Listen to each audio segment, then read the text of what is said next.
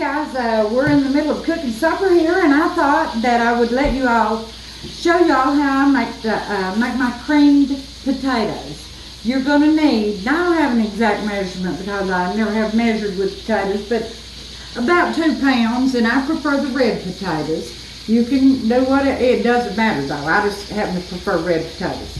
You're going to need a big old pot to cook them in. You're going to need an onion. It does not have to be this big. I just happen to have a big old onion. You're going to need milk and salt and pepper, and the parsley is 100% optional. That's up to you.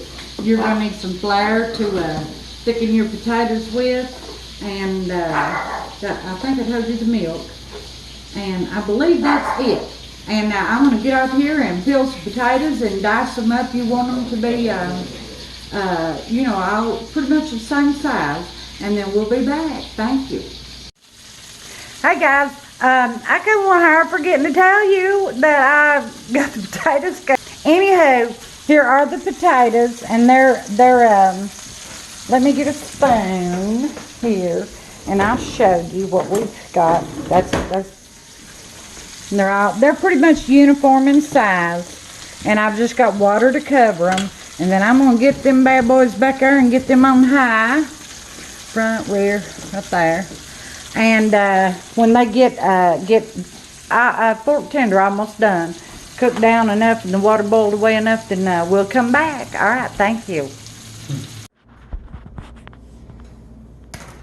Okay guys, we got our onions cut up here, and this is probably enough. I need onions for other things, so I'm going to show you that the potatoes they're about to boil.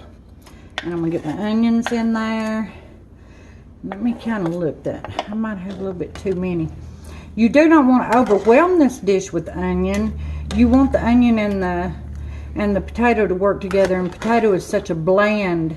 I think that's enough onion. I think I had too much cut up. I think we'll try that, and I'll taste the broth here in a little while. If it feels like it maybe needs the rest of them, I'll put them in there. If it don't, honey, they'll go in something else. Thank you guys. We'll be back.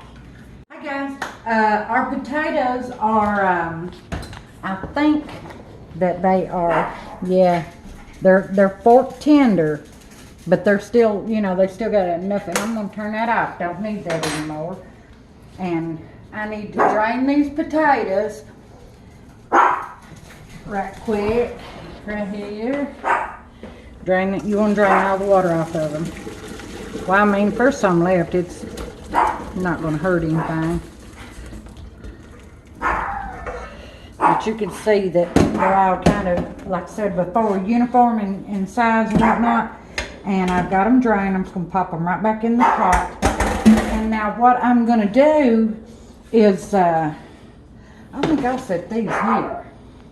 And I am going to make a roux for these creamed potatoes. And I forgot to tell you guys that you'll need butter or Blue Bonnet. A whole stick. You'll need a whole stick. Let me get this front burner going here. But yeah, that's the right one. Let me get it up. And I'm going to use a whole stick of butter, 2 cups of milk, and I ain't got enough flour here. I'll have to get a little bit more, but it's just, like I said, just to make a roux. You don't want your roux to get brown though now. You want this to be beautiful and white, real pretty, just like whenever I made that potato soup, that roux for that potato soup. You want it to be a real light, white, bright, real pretty roux, because you don't want brown. It ruins the looks of your dish. Like that burnt fly. And I'm trying to think. Well, I'll come back when I get the roux made and show you guys, okay? Well, thank you. Guys, I wasn't using my head for nothing. I guess I better show y'all how to make this roux. Now, a lot of y'all have been with me from the beginning, and you all have seen it, but then there's a lot of people that haven't saw it, and new cooks and whatnot, and I don't want them to miss such an important step. And like I said before, you do not want your roux to burn. Now, you want it real pretty and light and bright and all that. And I'm gonna get me a little bit more flour in my bowl, and And it'll take me but a second. And then hopefully this roux won't take long. I've got it down pretty high there. I'd rather have too much flour than not enough flour. So let's see. And got my salt and pepper and my parsley. And like I said, that parsley's optional. But potatoes and parsley, they go very, very well together. And I was looking here, my onions are translucent. You can, oh yeah, they're nice. See, look how nice. You can see right through them. I'm popping back in there. All right, we about got this to the point of getting some flour down in there. And you just add till, now we don't want this crazy thick now. We just wanted a nice little roux to pour over them potatoes. Let me get some salt. And let me get some pepper. Now you can do this part here, but you don't want to put your parsley in there yet. Let's let that go. I don't know if I got enough flour in there or not, because I'm using 2 cups of milk, so I'm gonna put another little dab of flour in there. I want it to be thick enough, just don't want it too thick. But now if you get it too thick, you can always thin it down, but then you're gonna be wasting some milk and butter because it ain't gonna need it all. But like I said before, we got about 2 pounds of potatoes, so might need it. Alright, so let me get, I want to cook it long enough to get that flour taste off that. And then I'll add my milk and I'll bring you guys back. Thank you for bearing with me. Okay guys, we are, right here's where we're at, and I'm getting ready to add the milk. I think it's cooked enough to get that old raw flour taste off of it. And I put my potatoes in here, and when I get my roux ready, I'm going to pour it over that. So let's add our milk. And in a perfect world, you'd add it slowly. I don't, never do, never have, never will. Now I'm waiting on this to thicken up, guys, and like I said, you don't want it to burn a towel. You want it to be real pretty and light and white and bright, and we're going to pour it over them. Oh, now is when you'll put in your parsley, by the way. And you are as liberal as you want to be. There's, I would say, if you love parsley, put in a half teaspoon, and if you're crazy about parsley like I am, I'd say put in a whole teaspoon. And then and now if you have fresh parsley, use it. I never have fresh parsley.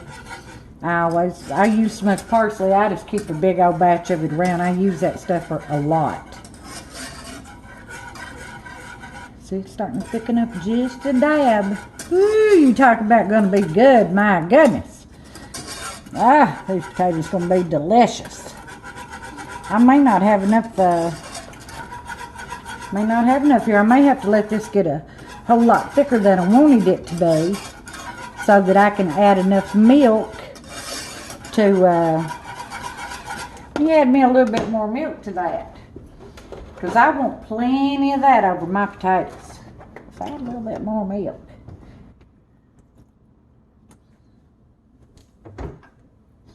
Let's see. Oh yeah, because then you don't want it crazy thick to pour over your potatoes.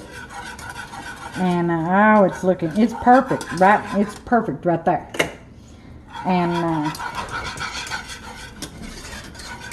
I'm just making sure that I think I have enough, because you see now the recipe calls for 2 cups of milk, but you see I've had to add some, because must have had a little over 2 pounds here. And I just generally try to get this dish like this, and you'd think I'd remember, but I don't remember nothing. And yeah, I still feel like I need to add a little bit more milk and get me a little bit more roux, because I absolutely don't want to not have enough. That's the best stuff ever was over them potatoes. Let me get it a little bit thick again, not much. It's kind of where it needs to be, right there. Let's see. Yeah, that's perfect. Let me get a spoon and show you how excellent this is. And you'll see the thickness a little bit better if I see here. It's not thin, but you see it still. But I'm going to cook it another second or so before I pour it over the potatoes. I want it just a tad thicker. But seriously, just a tad. I don't want nothing thick on there.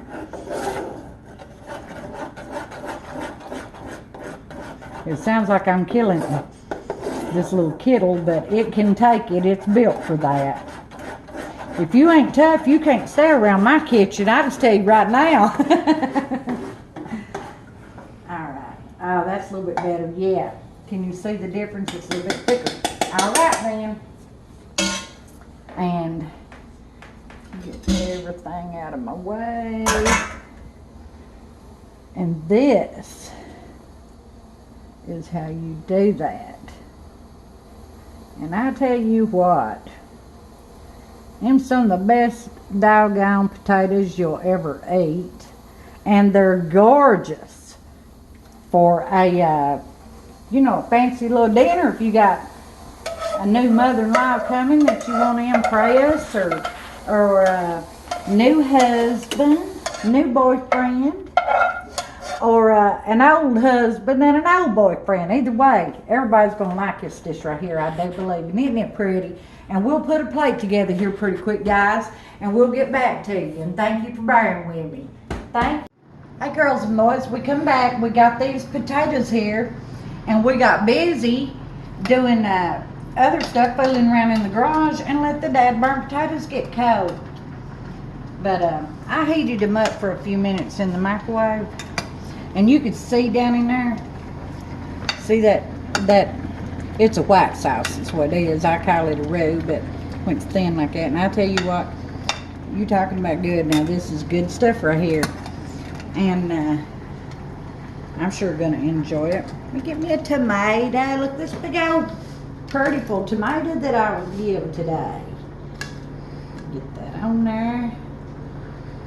That's about the only color on the plate, but I just want to say how much I appreciate you guys and y'all putting up with me and listening to me and all that you do.